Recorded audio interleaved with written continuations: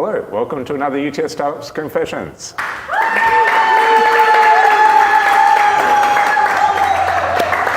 know, I am equally excited. And you're going to find out why in a second. One of my favorite people in the world, Izzy Whitelock, has such an incredible story, and I want to shut up and get into it quickly. So, take us back. Where did your journey begin? And we'll build up from there, and stay tuned. This gets super exciting.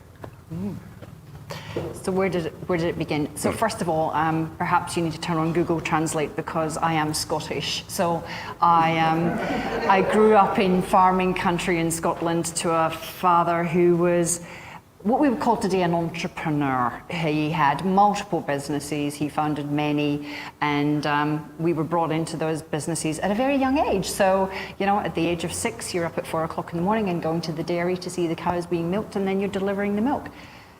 Fast forward through all of that, you see someone who is he has a high work ethic. And the other big piece to that is highly customer focused. He would do anything and everything for his customers to deliver what it was that they needed. And that stays with you. Through law, shall I keep going? Yeah, there's something beautiful about having entrepreneurial parents. Like, it's when people ask you as a kid, what do your parents do? And you can say, oh, they run this thing. It used to feel nice as a kid. Yeah, I suppose that's true. And turning up to the greengrocer's store and the fishmonger store and the newspaper store and the health vitamin store because it was just up the road and he thought it was a great idea that he should buy it. Anyway, he never knew anything about health vitamins, but it didn't matter. He thought, there's an opportunity, and he took it. Yeah. But then a rebellious phase where you got a proper job? My dad? No, yourself in law. Yeah. Did I? Yes. I did, because I went to uni, I studied law, and I thought to myself, I can't see me doing this. And so, because I went into it believing that law was about justice, and so I kind of learned I know you're smiling, exactly, I went, this is not what it's about at all. And so I walked away from that, and then yes, I got a real job, and I worked with the Metropolitan Police in London. So, but that was in the IT department. So I came out of uni, and then I did all of these tests that you had to pass to show that you could program, and then they put me through this. It was like a mini Bachelor of Computer Science, for want of a better description. I learned all of this incredible stuff about architecture and programming and design and PCs and Macs and all that stuff. It was like amazing. But I got thrown into data, and that's where I've played ever since. I think it's been in the world of databases and business intelligence and analytics and AI eventually. So that was my first real job, I suppose, outside of the family businesses. No, but a job that you enjoyed by the sounds, and getting neck deep on data and helping solve important problems using data. Absolutely. For the police force, it was about actually understanding crime and the patterns in crime. And it also brought in things like, how do we better manage overtime, for example, for police officers, because they were working really long hours. How do you get that right balance? So it wasn't just about actually understanding what was going on in the streets. It was also about for those individuals themselves. Okay. And how do you go from that to Australia? So I left the Met and I joined a US software company. They were a database company, and I joined as a trainer. And because part of what I'd done at the Met, I'd trained 400 police officers on how to use this system that we had built for them.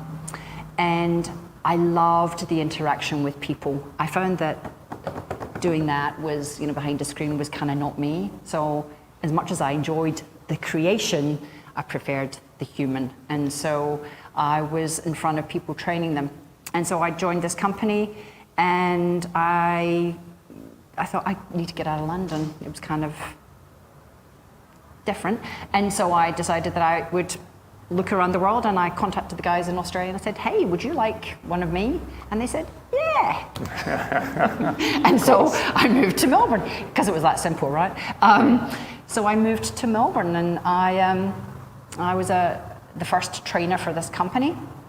And then I started hiring people, and then they promoted me and brought me to Sydney, and then we grew that business out. It's a hugely brave thing to do at the time, to go from training people in an environment that you understood into a new country and a new company in a new kind of environment, then much kind of smaller environment as well, and then seeing where that goes. I think it's, for me, sitting doing the same thing and not being 100% passionate about it, and not being, not seeing the opportunity to grow. It was, for me, it was, I don't want to keep doing the same thing all of the time.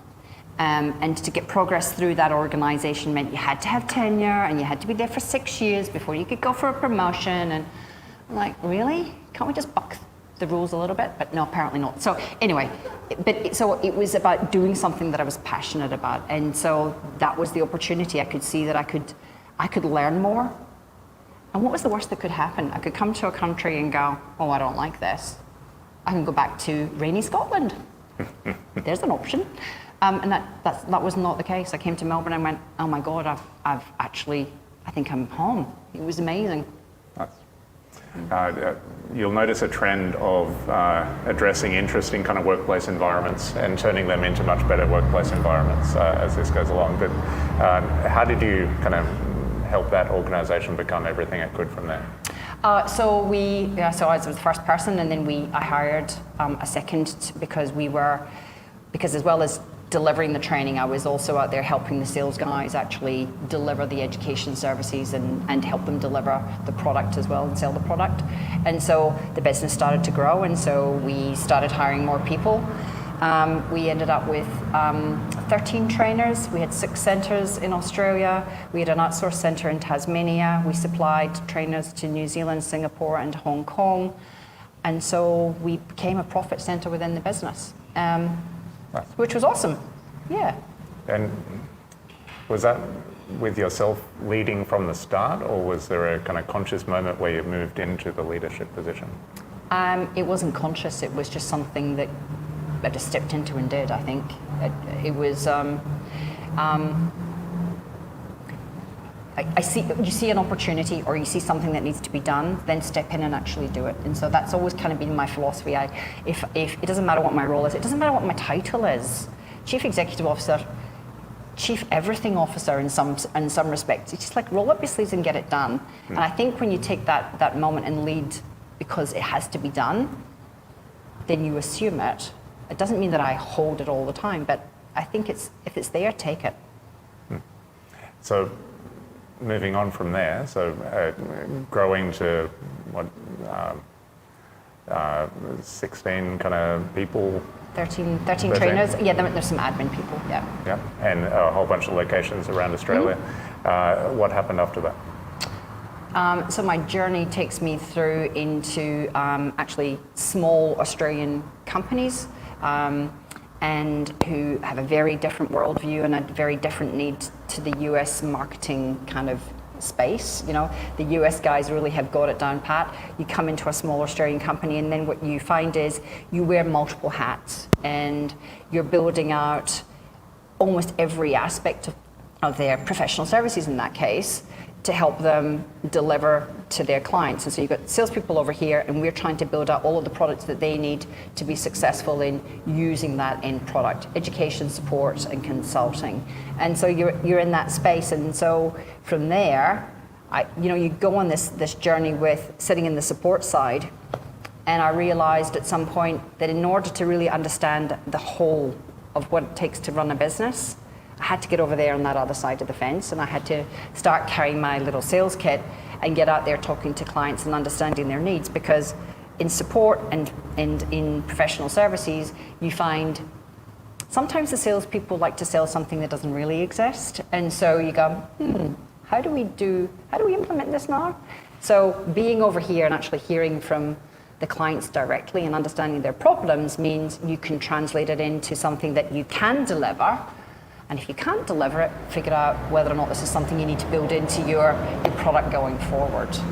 Okay, but again, another kind of brave step of saying, I'm sick of these people selling what we can't do, or not knowing what they're trying to sell, and saying, I can do that, and off you go. I'd never say that out loud. I'm just assuming, sorry. No, it's funny, I didn't necessarily see it as brave. I just thought it was something that I had to do, and it was just another opportunity to learn. And I think that's just part of my journey. I have to constantly be learning. I have to, find new ways and overcome the challenges that are sitting there. What did you find going into those contexts? So being in the sales meetings as a technical person, was that I assume, a wonderful thing at getting that done? It's, you understand, I think because you come from a technical background, at least you have enough technical nous to understand what's being said or ask the right questions. You don't get blinded by what's sitting in front of you, and you can also challenge some of their notions or some of their ideas. So from a technical perspective, you can at least answer their questions without necessarily having to bring in all of the tech guns as well. But I think that the world has changed as well. Sorry, slight deviation there, because I think we're now in a time and a place where we address the business problem. When you're coming in with a database tool or a BI tool, you tend to be kind of almost sort of talking the technical aspects. And today, it would be unusual, I think, to have those kind of conversations because you're solving a business problem. You don't come in saying, hey, here's our thing, it can do 3,000 transactions a second. Who cares? Exactly. Yeah. Exactly. So it sounds like the sales roles then went well. Where did that take you next? So I'm not quite sure how it happens, but you step in to do X, join a sales team and be a kick-carrying salesperson, and then all of a sudden you're in a leadership role and someone says, can you just step in and do that? And all of a sudden you're running the team. And again, it's like, well, there's the opportunity, you step up and you take it. And so I find myself moving into sales management, and then in certain companies moving in to do sales management, and then to get rid of the country manager, and then there's an opportunity, can you step in? And I suspect sometimes I think it's because you're there and you're doing, and you're maybe doing a good job, and so they ask you to do more. That's a double-edged sword, I think, but it's an opportunity. Someone has some belief in you to do something, so take the opportunity, and it's another opportunity to grow and learn. Is that always a good thing? Are there opportunities you've taken maybe shortly after that you might not have taken in retrospect? There probably are, and I think that I suppose it depends on why you go into that role, and sometimes you want to go in because you're being brought in to fix something because it's broken, but in fact it's always going to be broken because the powers that be don't actually really want to fix it. So yeah, like a random international large company that's here and kind of paying attention, but not really, and is getting overrun by people that you don't want to associate with.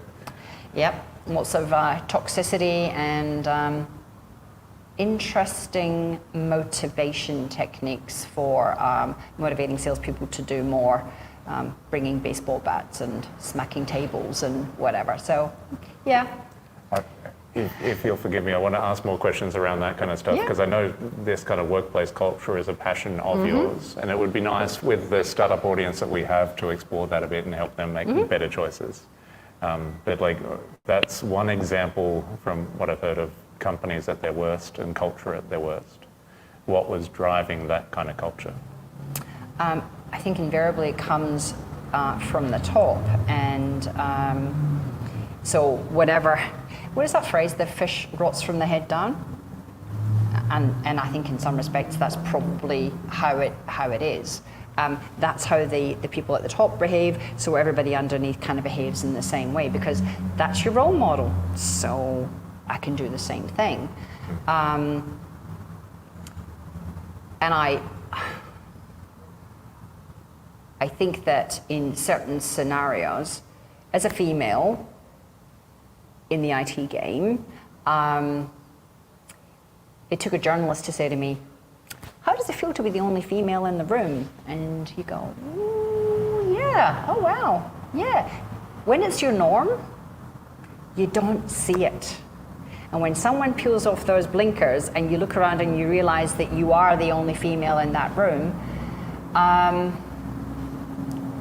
makes me feel emotional. Sorry, I just hit the microphone. Oh God,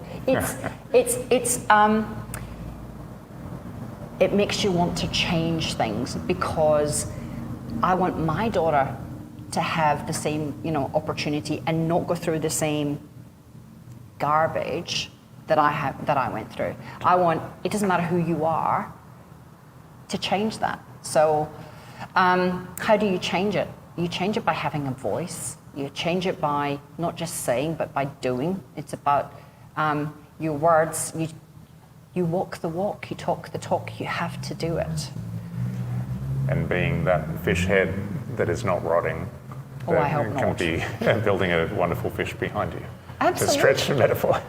I know, but it's so I look at the teams that I have led, so in my own startup, and I look at the diversity of the people in that. I was saying to Maria, we had to do this supplier agreement for one of the big SIs, and part of it was talking about our diversity. And I looked around the room, and there was this array of languages spoken, gender diversity, there was color, there was religion, it was like, oh my God, we live and breathe it every day, and you haven't even realized that it's sitting underneath your nose. It just is.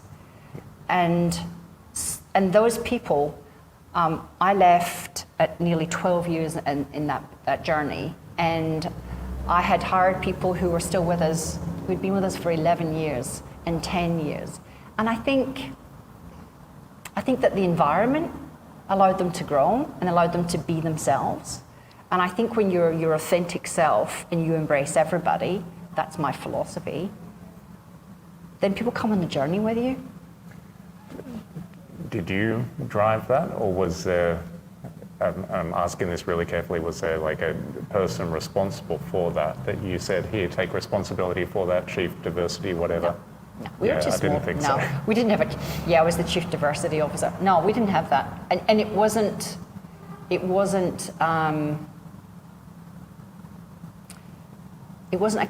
calculated because we had to meet some kind of criteria somewhere. It was done because it was the right thing to do. We were building software that encompassed biases, and that we had to deal with biases, we had to deal with cognitive limitations, we had to deal with all this sort of disparate worldview of things.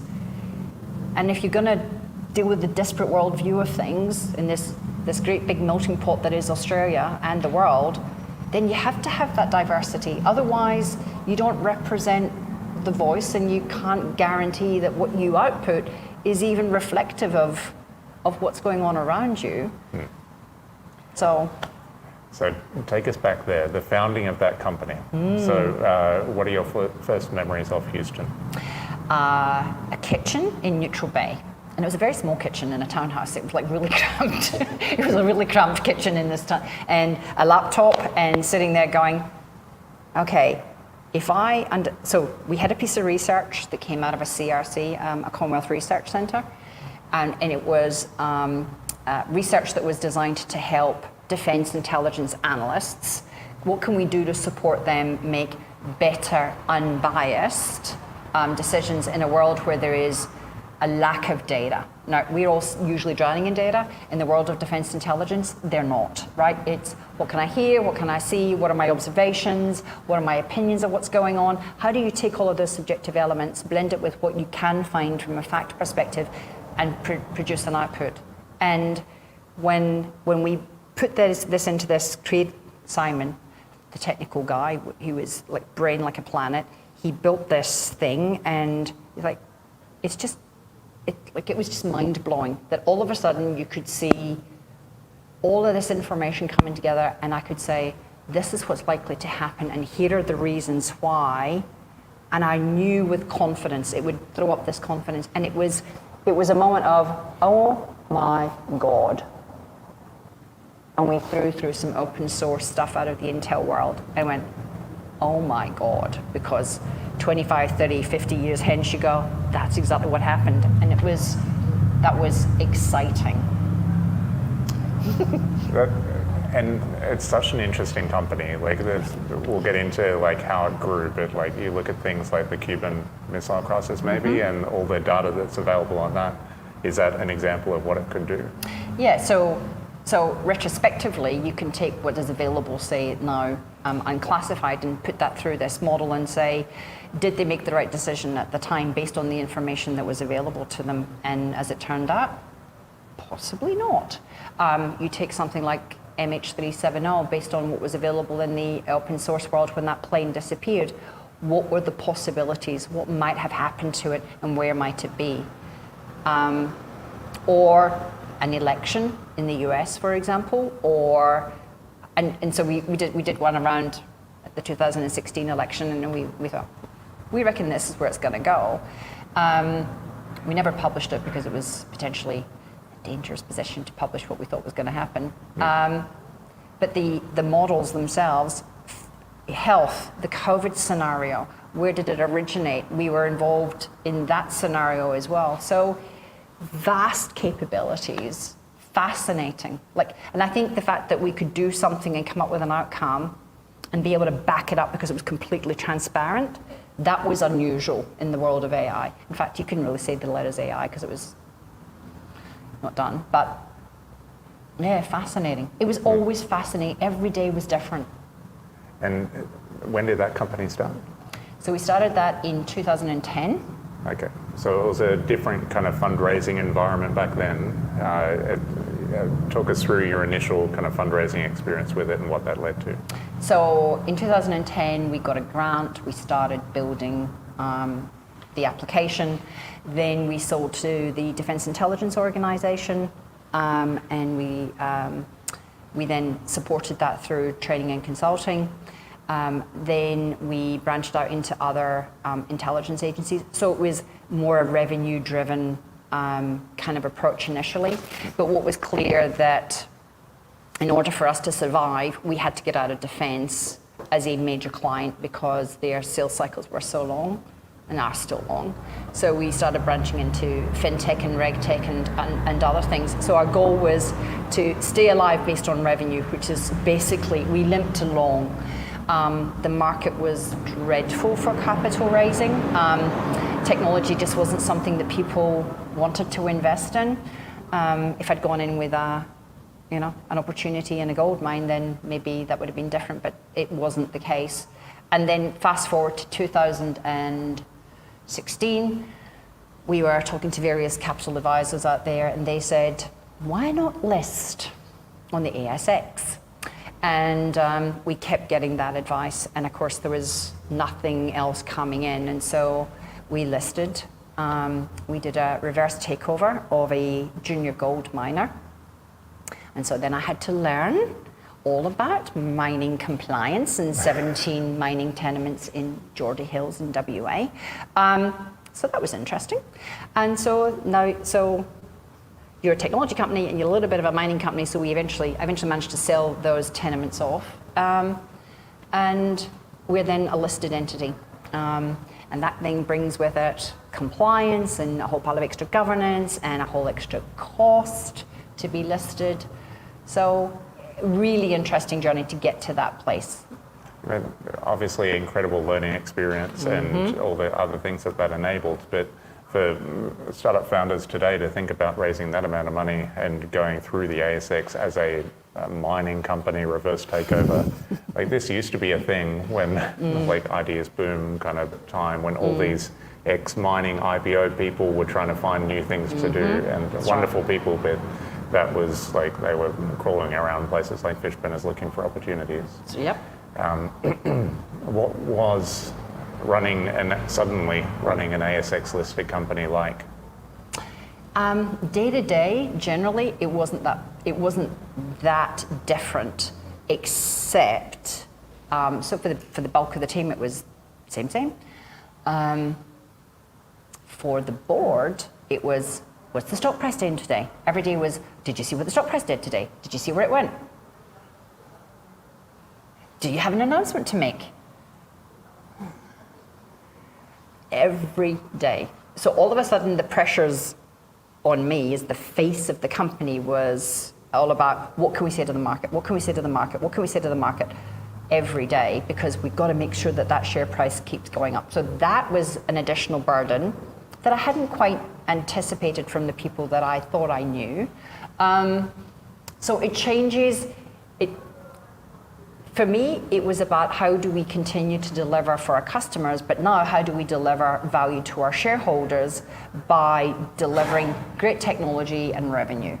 For the board, it was probably more about the share price. And so that drove a different set of behaviors around how do we keep that share price up. Do you think there'd be a diversity of investors on the ASX? Mm-hmm. What kind of investors do you think you attracted? Well, first of all, we had, I can't remember how many thousands of shareholders who were already invested in a gold mine. All right. So the first thing you're doing, one of the first tasks was to go around the country and run investor meetings and describe what our technology did and try to turn it into something akin to digging stuff out of the ground. And it sounds like I'm being patronizing, but it was really difficult for people to get asked what software was. It wasn't tangible, whereas gold is something tangible when you get it out of the ground. So there's a big kind of divide there to turn it into something that was meaningful for them. So that was, and look, we had shareholders who got it and were 100% behind it all the way. And they probably helped your decision making in terms of knowing that they are in it for the right reasons and having that support, whether or not the board was aligned with that. Maybe it's the time horizons they were worried about. I think that's always the case, and I think ultimately, if you're on the stock exchange, the reality is shareholders just want to see a return. End of story. That's what it boils down to. What's the return on this investment? And when you have a strong shareholder base, when you have people backing you and your business, they're in it for the long haul. So tell us about what happens when people are not in it for the long haul. And how that works out for them. In my experience, we had a disagreement at the board level. There was an acquisition on the table. I believe there was conflict, and anyway, long story short, the company got thrown into voluntary administration against why I didn't vote for it. And what then ensued was a very ugly battle, and possibly one of the most stressful times that I've ever experienced. But ultimately, believing in what was right and believing in doing the right thing by the people who had backed us, the shareholders, we ended up in the Supreme Court, and long story short, the company came back, and we had a group of new shareholders also join us to help us get back on the market. So we got there. But it's interesting to see. Can we pause for a round of applause for that outcome?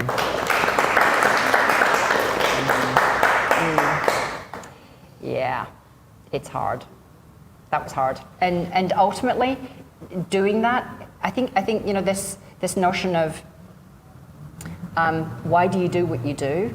I think being your authentic self and doing what is right by you is really important. So it doesn't matter what you're founding, it doesn't matter what your startup is, it doesn't matter what you build it into.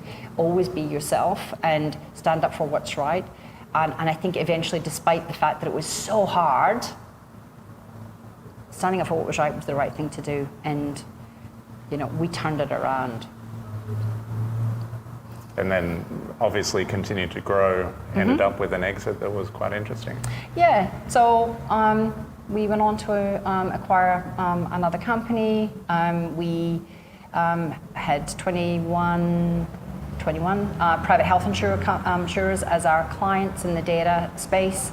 We took the AI that we'd built over here for defense, and we started using that within the private health insurance space as well. We had people in the UK, we had someone in New Zealand, and so this little 2-person business from Neutral Bay grew. And you know, at some point you go, all right, I've been doing this for nearly 12 years, and it's kind of interesting. I got sick of listening to myself. We're not. But you stand up and you do these presentations and these pitches, and you think, all right, I think it's time for a break, because being at the front, being the front face of everything, it can be tiring. It can be tiring, and in all that time, honestly, I might have had a couple of weeks off. It was awful. I did not take time out. I didn't have a holiday. It was awful. So that doesn't help the situation. So I left the business, and we had just finished an acquisition around an AI piece to monitor heart conditions and predict whether or not you had a particular set of heart conditions, so that there was early intervention to prevent early death. So that's awesome. And moved into doing lots of mentoring, and I think I reckon probably about 50 companies maybe that I've done mentoring with over the last couple of years, and here I am now, back in behind the driving seat of a wonderful company, a health tech company, CareTech, and I love the space because it just makes a difference, and for me that's so critically important to everything that I do. What we do makes a difference in aged care. It makes a difference for people with chronic health conditions. It helps people be safe. Yeah, it just feels right. I can see a trend, and I'm sure you can too, of applying technology to solve problems in a meaningful way. And this sounds like the kind of critical embodiment of that out of everything you've done so far. This sounds incredible. For anyone that doesn't know currently, how do you describe CareTech? CareTech is a group of companies, and we are in the health tech space. What we look after are people who are elderly in the aged care sector, people who are vulnerable, say, under the NDIS scheme, domestic violence. We provide security capabilities so people can call for help if they need it. But in the aged care sector, we have medication management, because when you're on 5 or more drugs, there can be a whole pile of interactions, and so we provide capabilities around actually understanding what all of those interactions mean, to make sure that you as an individual, or your mum or your grandma, are at their healthiest as they can be. So we have 90 accredited pharmacists as part of our group, and they perform these medication reviews to make sure that whoever is suffering from whatever disease or whatever medication they're on, we get it right and we keep them safe. And if it was some random startup founder coming through saying they'll do that, you'd say, yeah, sure. If it's someone that's able to predict the outcome of the 2016 election, whenever it was, or the Cuban Missile Crisis and everything else that you've done, it holds some water. Thank you. It's going to be extremely exciting. I know you've only just started, but I'm very excited to see where that goes. It's going to be good. I'll ask 2 questions to wrap up and kind of look back. Let's take Houston, for example. If you could go back and tell yourself something before doing that, what would it be? Strap yourself in. It's going to be an interesting ride. Yeah, be prepared for things that are going to be thrown at you, because you never know where it's going to come, and learn how to pivot, and pivot early. And I think, just based on what I was just saying, have a holiday occasionally. Do you think you'd do it if someone said, here's what your life is going to look like? Yeah. Oh, sorry. Did you want me to? No, that's it. Didn't need to think about that? No, I didn't have to think about that. Okay. No. Good. And how has that kind of changed you as a person? I've never been someone who is very good at kind of recognizing my own talents or capabilities. And when I look back at what I came through, I realize how resilient I actually am. and how capable I am at managing diverse needs, problems and risks, and actually getting an outcome. And getting an outcome that was good for, in that case, the shareholders and the team at Houston.